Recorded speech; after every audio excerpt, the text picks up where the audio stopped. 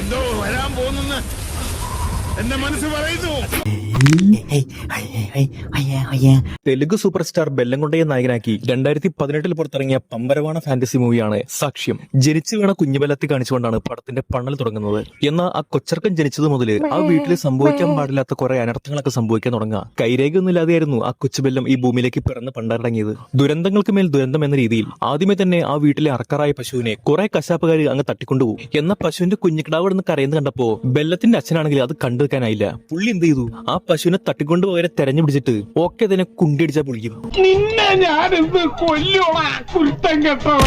കുറെ ചാണ കൊടുത്ത് അവന്മാരുടെ വായില പൊത്തും. എല്ലാത്തിനും തല്ലി പഴിപ്പിച്ച് കഴിഞ്ഞിട്ട് പുള്ളിയുടെ ഡയലോഗ്, ഇവിടുത്തെ പശുവിനെ തട്ടിക്കൊണ്ടുപോയതിന് പകരമായിട്ട് നീ എന്ത് ചെയ്യണം, നീ ആ പശുവിന്റെ അടുത്ത് ഇന്ന് സോറി പറയണം. ഇതും പറഞ്ഞിട്ട് പശുവിനെ കിട്ടുന്ന പോലെ അവന്റെ മൂക്കിൽ കയറും കിട്ടി അവിടെ മാറ്റിയെടുത്തതാ. അനിയന്റെ മൂക്കിൽ കയറിട്ട് പശുവാക്കിയത് അവന്റെ ചേട്ടനായിട്ടുള്ള ഗുണ്ട മുനുസ്വാമിക്ക് ഇഷ്ടമായില്ല. പ്രതികാരം തീർക്കാൻ വേണ്ടിയിട്ട് പുള്ളി മുണ്ട് ഷർട്ടിട്ട് വന്നിട്ട് നേരെ നമ്മുടെ കുഞ്ഞുബെല്ലത്തിന്റെ വീട്ടിലേക്ക് വന്നിട്ട് എല്ലാത്തിനെയും അറഞ്ച മുറഞ്ഞ കുത്തിയാ കൊല്ലും. വില്ലന് ഒരു കൊടൂര ബീജമുണ്ട് കേട്ടോ.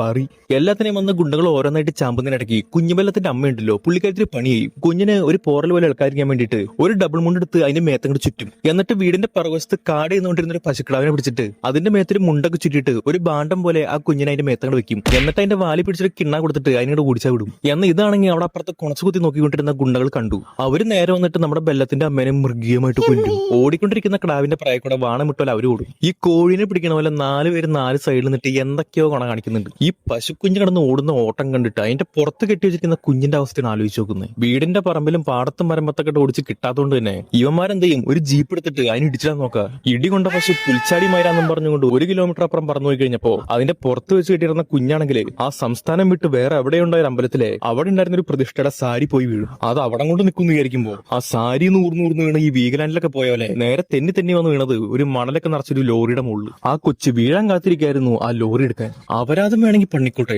പക്ഷെ ഇത് എന്തോന്നടയത്. പശുവിനെ ചാമ്പി എന്ന് പറഞ്ഞ നേരെ പറപ്പിച്ചു പോയ ഗുണ്ടകൾ ജീപ്പെടുത്ത് തിരിച്ചെത്തിയിട്ട് ഇനി ഈ കുടുംബത്തിലെ സാക്ഷി പറയാൻ ഒരു കുച്ചോണുകളും ഉണ്ടാവാൻ പാടില്ല എന്ന് പറഞ്ഞുകൊണ്ട് ആ കുടുംബത്തിലെ ഒരു തരി പോലും അവശേഷിക്കാതെ എല്ലാത്തിനെയും കൊന്നു കളഞ്ഞിട്ട് എന്തിന് അവിടെ ഉണ്ടായ പശുവിനെ വരെ നിർത്തി അൽഫാം അടിക്കും. അതിനൊരു 5 ഡയലോഗ് അടിക്കും മുനുസ്വാമി. സാക്ഷി പറയാൻ പോയിട്ട് സാക്ഷിയായിട്ട് പോലും ഒരാൾ പോലും ഉണ്ടാവരുതെന്ന് പറഞ്ഞിട്ട് ആ പശുവിനെ അങ്ങ് പണി വിട്ടത്. ഇപ്പൊ ഇതേ സമയത്ത് അവിടെ സംസ്ഥാനത്തിന്റെ അപ്പുറത്തെ സംസ്ഥാനം വിട്ടുപോയിക്കൊണ്ടിരിക്കുന്ന കുഞ്ഞുവെല്ലം ഉണ്ടല്ലോ, അതിനെ നേരെ കൊണ്ടുപോയിട്ട് ആ ലോറി ഏതൊരു മണലിൽ കൊണ്ടുപോയി പൂഴ്ത്തും. അവിടെ ഇട്ടതിന് ശേഷം ഒട്ടും ഡിലേ ആയില്ല കേട്ടോ.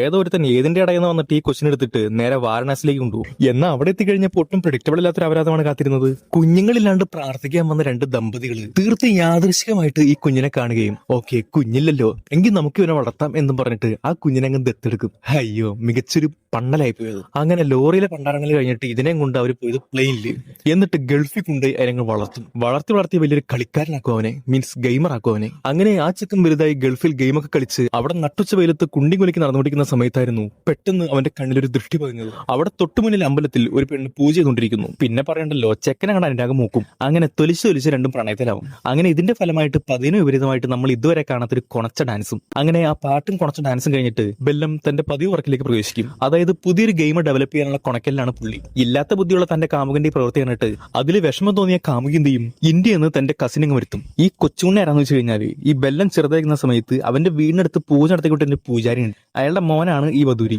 അങ്ങനെ ഇവൻ വന്നിട്ട് ആ ഗെയിം ഡെവലപ്പ് ചെയ്യാൻ ഒരു ആശയം കണ്ടെത്തും. ആ ആശയം എന്താണെന്ന് വെച്ച് കഴിഞ്ഞാൽ അതായത് ഇവന്റെ ചെറുപ്പകാലത്ത് അന്ന് ആ ബെല്ലം അനുഭവിച്ച കുറെ കാര്യങ്ങളുണ്ടല്ലോ, അതൊക്കെ ഇവന്റെ മനസ്സിൽ ട്രോമയായിട്ട് എടുക്കുക. അപ്പൊ അതൊക്കെ വെച്ചിട്ട് കഥ അങ്ങ് പുള്ളി ബിൽഡ് ചെയ്യുക. ശരിക്കും പറഞ്ഞു കഴിഞ്ഞാൽ ഒരു റിവെഞ്ച് സ്റ്റോറി പോലെ. ഗെയിമിന് മൊത്തം കുണച്ചു കുത്തി 4 ലെവലാണ്. ഓരോ ലെവൽ കംപ്ലീറ്റ് ആകുമ്പോഴും ഓരോ മൊരട്ട് വില്ലന്മാര്, അങ്ങനെ മൊത്തം 4 വില്ലന്മാര്. ഈ വില്ലന്മാരെ അങ്ങനെ നിസ്സാരമായിട്ട് കൊല്ലാൻ പറ്റില്ല, പഞ്ചഭൂതങ്ങളെ വെച്ചിട്ട് വേണം ഇവറ്റകളെ കൊല്ലാനായിട്ട്. അങ്ങനെ രണ്ടും കൂടി ആ കഥ അങ്ങ് ഡെവലപ്പ് ചെയ്യും. അപ്പൊ ഇതേ സമയത്ത് അവിടെ നാട്ടിലാണെങ്കിൽ ബെല്ലത്തിന്റെ ഫാമിലിനെ കൊന്ന ആ ഗുണ്ടകളുണ്ടല്ലോ, അതിലെ തലമൂത്ത ഗുണ്ട ഗ്യാങ് ലീഡർ പുള്ളി ഇതേ സമയം കൊണ്ട് തന്നെ നമ്മുടെ ബെല്ലത്തിന്റെ കാമുക ഉണ്ടല്ലോ ലെവളുടെ അച്ഛനെ അങ്ങോട്ട് ഒരു വണ്ടി ഇടിച്ച് നൈസായിട്ട് കൊല്ലാൻ നോക്കും. അങ്ങനെ അപ്പനെ കാണാൻ വേണ്ടി ഗൾഫിൽ നിന്ന് അവളെത്തും. പിറകെ കുണ്ടി കുലിക്കാൻ അവനും. മോള് ഇവിടേക്ക് എത്തി പറഞ്ഞ ആ ഗുണ്ടകൾ വെറുതെ ഇരിക്കുവോ. കിട്ടിയ ഗ്യാപ്പിൽ ഇവിടെയും കൊല്ലാൻ വേണ്ടിയിട്ട് അവർ ശ്രമിച്ചുകൊണ്ടിരിക്കുക. ഒട്ടും പ്രതീക്ഷിക്കാത്തൊരു ട്വിസ്റ്റ് ആയിട്ട് ഇവിടെ രക്ഷിക്കാൻ വേണ്ടി കാമുകം ബെല്ലം എത്തും. ഇവൻ വന്ന പാടെ തന്നെ വലിയ ചുഴലിക്കാറ്റൊക്കെ അവിടെ രൂപപ്പെടുന്നുണ്ട്. എങ്ങനെയൊന്നും ചോദിക്കരുത്. ദിക്കിന്റെ 4 ഭാഗത്തുനിന്ന് വന്ന വില്ലന്മാരെ തെക്കുന്ന് വന്ന ചുഴലിക്കാറ്റിൽ അവനങ്ങ് പൂശി വിടും. പിന്നെ അവശേഷിച്ച് വില്ലന്മാരുണ്ടല്ലോ, അതിൽ ഒരുത്തൻ എന്ത് ചെയ്യും, അവിടെ തൊട്ടപ്പുറത്തായിട്ട് ഒരു കാറ്റാടി ഉണ്ടായിരുന്നു, അതിലാണ് കയറങ്ങൾ ചുറ്റിയിട്ട് പുള്ളിനെ പറപ്പിച്ചാൽ വിടും. എങ്ങനെ ഇത് എക്സ്പ്ലെയിൻ ചെയ്തുകൊണ്ട് എത്തിക്കുമെന്ന് എനിക്കൊരു ഐഡിയ ഇല്ല. ബാക്കിയുള്ളവന്മാരെ ഇങ്ങനെ ഓരോ അപരാധം കാണിച്ചിട്ട് അങ്ങനെ തീർക്കും. അങ്ങനെ ഈ ഒരു പണൽ അവിടെ കഴിഞ്ഞതും ലെവനെ സഹായിക്കാൻ വന്ന മറ്റേ അപരാധം ഉണ്ടല്ലോ, ആ ഗെയിം ഡെവലപ്പ് ചെയ്യാനായിട്ട്, അവൻ എന്ത് ചെയ്യും, ഫസ്റ്റ് ലെവൽ കംപ്ലീറ്റ് ആയി. അപ്പൊ അതിന്റെ ഒരു ഡ്രാഫ്റ്റ് ഇവനവിടെ അയച്ചു കൊടുക്കും. ഇത് കണ്ട് അവനങ്ങ് ഞെട്ടിപ്പോവും. എന്താ സംഭവം എന്ന് വെച്ച് കഴിഞ്ഞാൽ, ഇപ്പൊ ഇത്രയും ഗുണ്ടകൾ അവൻ കൊന്നില്ലേ, അതേ ഫോർമാറ്റിൽ തന്നെയാണ് അവൻ ആ ഗെയിം ഡെവലപ്പ് ചെയ്തിരിക്കുന്നത്. അതായത് എക്സാക്ട്ലി എങ്ങനെയാണോ ഈ ലാസ്റ്റ് ഗുണ്ടനെ കൊന്നത്, അതേപോലെ തന്നെയാണ് ഫസ്റ്റ് ലെവലിലെ വില്ലനെയും കൊല്ലുന്നത്. ഇത്രയും ഗുണോദകരോടെ നടന്നിട്ടും ഇതൊന്നും സംഭവിക്കാത്ത പോലെ ഇവരെന്ത് ചെയ്യും, ഫാമിലി ആയിട്ട് ഒരു വെക്കേഷൻ ട്രിപ്പ് അങ്ങ് പോകും. എവിടെ, വാരണാസിക്ക്. അങ്ങനെ അവിടെ കുറെ ഫോട്ടോ എടുപ്പും കാര്യങ്ങളൊക്കെ കഴിഞ്ഞ് കഴിഞ്ഞിട്ട് നൈറ്റ് വിശ്രമിക്കുകയായിരുന്നു നായകൻ ബെല്ലം. അപ്പൊ ഈ സമയത്ത് മറ്റവൻ രണ്ടാമത്തെ ലെവൽ അയച്ചു കൊടുക്കും. അപ്പൊ നോക്കുമ്പോണ്ട് രണ്ടാമത്തെ ലെവൽ നടക്കുന്ന എവിടെയാ, വാരണാസിയിൽ. അപ്പൊ അടുത്ത ചാവ് ഉറപ്പായി. അങ്ങനെ പ്രതീക്ഷിച്ച പോലെ തന്നെ നേരത്തെ ആ കാറ്റടിമ തൂക്കിക്കൊന്ന വില്ലനില്ലേ, ലെവന്റെ അനിയൻ ചേട്ടന്റെ ചിതാഭസ്മം എടുത്തുകൊണ്ട് കലക്കാൻ കൊണ്ടിരിക്കുന്ന അവിടെ വാരണാസിയിൽ. ഈ സാധനം ഒഴുക്കുന്നതിനിടയ്ക്ക് ഒരു കാരണമില്ലാണ്ട് ഈ അനിയൻ വില്ലൻ എന്ത് ചെയ്യും, അവിടെ തൊട്ടടുത്തിരുന്ന പൂജാരി ഉണ്ടല്ലോ, പുള്ളിനെ പിടിച്ച വെള്ളത്തിലെ നമുക്ക് കൊല്ലും. വല്ലാത്തൊരു കഴപ്പിനായി പോയത്. എന്നാൽ ഈ സംഭവമാണെങ്കിൽ ആര് കണ്ടു, ബെല്ലം കണ്ടു. അപ്പൊ ഈ പൂജാരിനെ രക്ഷിക്കണമല്ലോ. അപ്പൊ അതിന് വേണ്ടിയിട്ട് ഇവനെടുത്തെത്തിയിട്ട് ലെവനെ പിടിച്ച് തൂണിനടക്കൂടെ പഞ്ഞിക്കിടിച്ചു. എല്ലാം കഴിഞ്ഞിട്ട് അവിടെ തൊട്ടപ്പുറത്തായിട്ട് ചിതയുണ്ടായിരുന്നു, അതിൽ കൊണ്ടുവന്നിട്ട് ഇവനങ്ങോട്ട് ഇടും. അങ്ങനെ അവനും തീർന്നു. അങ്ങനെ അവസാനം ഇവനെയും ചിതാഭസ്മമാക്കി. Which means level 2 completed.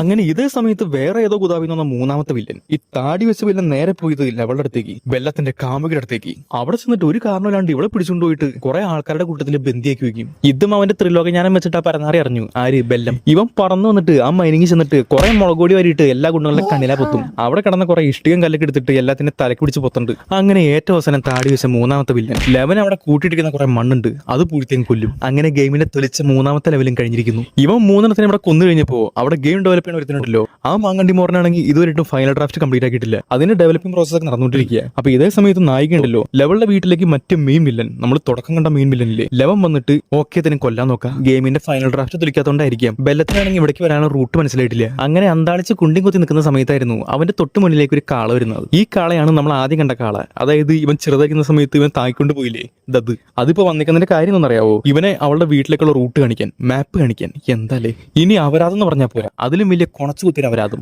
അതായത് ആ കാളയുടെ മൂക്കി കിടക്കുന്ന കയറുണ്ടല്ലോ, എല്ലാ സാധനം എടുത്തിട്ട് അത് സ്വയമേ അവന്റെ കയ്യിലേക്ക് എറിഞ്ഞാ കൊടുക്കും. അവനത് കൈവച്ച് പിടിക്കുമ്പോ ഇത് അവനെ കൊണ്ട് നടക്കുക എവിടേക്ക്, അവളുടെ വീട്ടിലേക്ക്. നടത്തി ഒടുവിൽ ആ വീട്ടിലെത്തി കഴിഞ്ഞപ്പോ അത് അവനെ ഡ്രോപ്പ് ചെയ്തിട്ട് അതിന്റെ വഴിക്കങ്ങ് പോയി. അങ്ങനെ അവിടെ എത്തിക്കഴിഞ്ഞപ്പോ തന്റെ കാമുകിയും കുടുംബവും അവിടെ ജീവന്റെ അപായത്തിലാണ് എന്ന് മനസ്സിലാക്കി കഴിഞ്ഞപ്പോ ഇവൻ നേരെ ചെന്നിട്ട് എല്ലാ ഗുണ്ടകളെ അങ്ങോട്ട് ചാമ്പും. ജെട്ടിയുടെ വള്ളിയമ പിടിച്ചു വലിച്ചും നാക്കെടുത്ത് പുറത്തേക്കെടുത്തും ഒക്കെ തന്നെ വലിച്ചൂരി തല്ലുന്നുണ്ട്. ഇത് കണ്ട് ആകെ പേടിച്ചു പോയ മെയിമില്ലൻ ഇനി അവിടെ നിന്ന് കഴിഞ്ഞാൽ അവൻ തന്നെ ഷടി പിടിച്ച് വലിച്ചൂരി കാലെ പിടിച്ച് നിലത്തടിക്കുന്നു മനസ്സിലാക്കി പുള്ളി എന്ത് ചെയ്യും, കുണ്ടിയെടുത്ത് ജീപ്പിൽ വെച്ച് പുള്ളി ജീവൻ കൊണ്ടുപോകും. എന്നങ്ങനെ പോകാൻ സമ്മതിക്കുകയോ, അവിടെ തൊട്ടപ്പുറത്തെ മതിലിന്റെ പറയിൽ ഒളിച്ചിരിക്കായിരുന്നു ആ കാള. ജീപ്പ് എടുത്ത് പുറത്തേക്ക് ഇറങ്ങിയതും അത് നേരെ വന്നിട്ട് കുത്തും. ലെവന്റെ കിടുങ്ങാമണിയെ കലങ്ങി പോകും. ഇപ്പൊ ഇതേ സമയത്ത് പിറകെ പാഞ്ഞു വന്ന ബെല്ലം ഉണ്ടല്ലോ, ലെവനെ കണ്ടതും ആ കാള അവന് ലിഫ്റ്റ് കൊടുക്കും. കുണ്ടി കുത്തി പുറത്തിരിക്കട കൊച്ചുകുണ്ടെന്ന് കാള. അങ്ങനെ ഓടുന്ന ഓട്ടത്തിനിടയ്ക്ക് ഫ്രണ്ടിൽ പോയി ജീപ്പൊക്കെ മറിച്ചിട്ടുണ്ട്. ജീപ്പ് അങ്ങോട്ട് പോയതോടെ പുള്ളി അങ്ങ് മുമ്പിൽ പോയി. ഇയാൾ എന്ത് ചെയ്യും, നേരെ ഇറങ്ങി അങ്ങ് ഓടും. ഓടി നേരെ ചെന്നത് അവിടെ ഒരു ഡാമിനടുത്തേക്ക്. അതിന്റെ കാലിനടക്കട അവൻ കയറി പോകുമ്പോഴേക്കും വലിയൊരു ഇടിമിന്നല് എവിടെന്ന് വന്നെന്ന് ചോദിക്കരുത്, അതങ്ങ് വരും. അതുകൊണ്ട് ഡാം അങ്ങ് പൊട്ടും. ഡാം പൊട്ടിയതും വെള്ളം അങ്ങോട്ട് ചീറ്റി വന്നിട്ട് ഇയാളങ്ങ് തോണ്ടിക്കൊണ്ടാ പോകും.